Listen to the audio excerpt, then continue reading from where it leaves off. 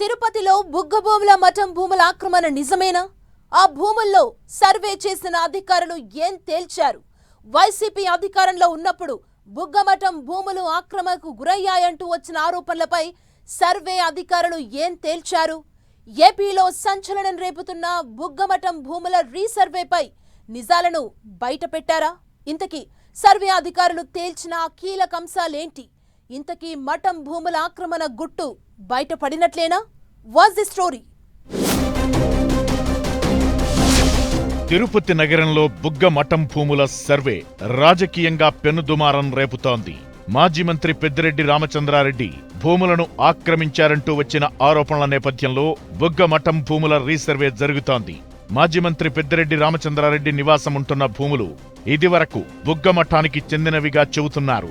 అయితే ఈ భూములు తన సోదరుడు కొనుగోలు చేసినవని పెద్దిరెడ్డి చెబుతుండగా, తాజాగా రీసర్వే చేసిన అధికారులు బుగ్గ మఠం భూములు ఆక్రమణకు గురయ్యాయని ప్రాథమికంగా నిర్ధారించారు. అయితే కబ్జా చేసిన వారెవరు, ఎంత భూమిని ఆక్రమించారు అనేది తేలాల్సి ఉంది.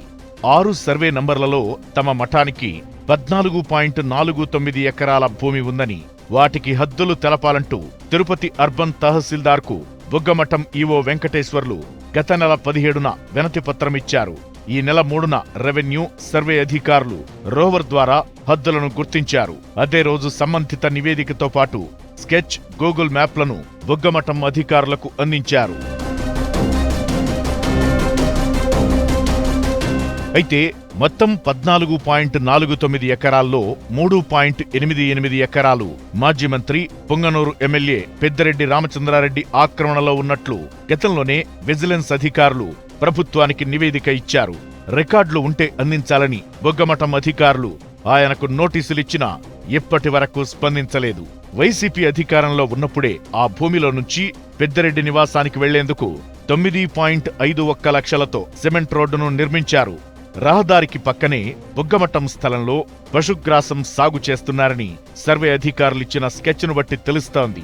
స్థానికుల విజ్ఞప్తి మేరకు రహదారి వేస్తున్నామని అప్పట్లో పేర్కొన్నా ఇప్పటికీ ఆ మార్గంలో సామాన్యులు రాకపోకలు సాగించే పరిస్థితి లేదు.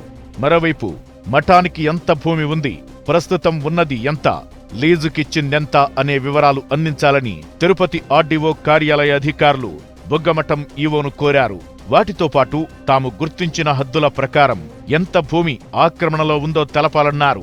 ఈ సమాచారమిచ్చేందుకు 10 రోజులు సమయం కావాలని మఠం అధికారులు కోరారు. ఆ తరువాత కబ్జా చేసిన వ్యక్తులపై రెవెన్యూ యంత్రాంగం చర్యలు తీసుకోనుంది.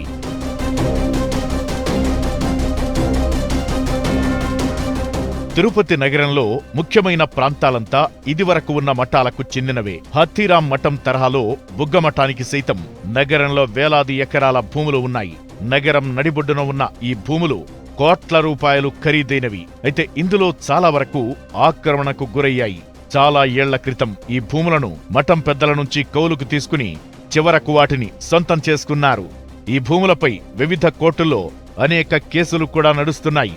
మాజీ మంత్రి పెద్దిరెడ్డి రామచంద్రారెడ్డికి తిరుపతి నగరం నడిబొడ్డున సొంతిల్లు ఉంది. ఇంటి చుట్టూ గోశాల, ఇతర ప్రత్యేక భవనాలు ఉన్నాయి. సుమారు 3 ఏళ్ల క్రితం ప్రతిపక్షంలో ఉన్నప్పుడే చంద్రబాబు పెద్దిరెడ్డి నివాసం ఉన్న స్థలంపై తీవ్ర స్థాయిలో విమర్శలు గుప్పించారు. బుగ్గమఠం భూములను ఆక్రమించుకుని పెద్దిరెడ్డి తిరుపతిలో నివసిస్తున్నారని నాడు ఆరోపించారు.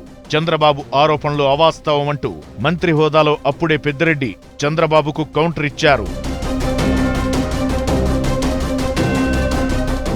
బుగ్గమఠం భూములు ఆక్రమణకు గురయ్యాయని తాజాగా సర్వే అధికారులు ప్రాథమికంగా నిర్ధారించడంతో ఇప్పుడేం చేయబోతున్నారన్న చర్చ నడుస్తోంది. ఎందుకంటే పొంగనూరు నియోజకవర్గంలోని సదుం అటవీ ప్రాంతం నడుమ పెద్దిరెడ్డి అతిథి గృహం నిర్మాణంపై కూడా ఆ మధ్య పెనుదుమారం రేపింది. అటవీ భూములను ఆక్రమించుకున్నారని పెద్దిరెడ్డిపై ఆరోపణలొచ్చాయి. ఈ విషయం మర్చిపోకముందే తిరుపతిలో ఆయన నివాస భూమిపై వివాదం తాజాగా తెరపైకొచ్చింది. ఈ వివాదంపై పెద్దిరెడ్డి ఇప్పటి వరకు మీడియా ముందుకొచ్చి క్లారిటీ ఇవ్వలేదు. అయితే ఈ భూములు తన సోదరుడైన తమ్మళ్లపల్లి ఎమ్మెల్యే ద్వారకానాథరెడ్డి అధికారికంగా కొనుగోలు చేసినట్లు పెద్దిరెడ్డి చెబుతున్నారు. ఇందుకు సంబంధించిన కొన్ని రికార్డులను సైతం అధికారులకిచ్చినట్టు తెలుస్తోంది. ఏది ఏమైనా చివరికి ఈ వ్యవహారం ఎలాంటి మలుపు తిరుగుతుందో అన్న చర్చ జిల్లాలో హాట్ టాపిక్ గా మారింది.